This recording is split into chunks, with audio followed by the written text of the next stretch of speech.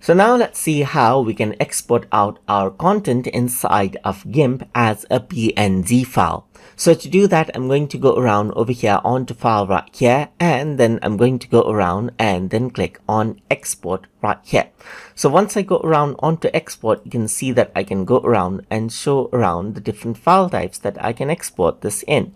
So I can go around and select out PNG, which is best for transparent images. So now once I select it, I'm going to go around onto desktop and select PNG right here, and then click on export right here.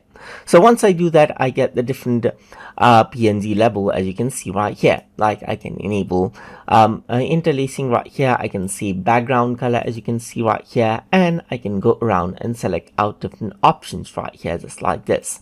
So over here, you can see that I can select different color formats over here, just like this as well. So PNG is best if you want to go around and save out the transparency details right here. So let me just go around and export this out, and on my desktop you can see that I have a PNG right here, and if I were to go around and open this up, you can see that this is the file that you have.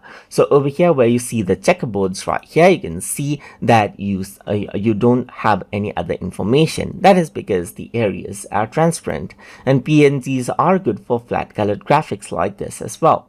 So that is how you can go around and export out PNG documents from GIMP directly. So hope you guys learned something as always. And as always, please like, comment, share, and subscribe.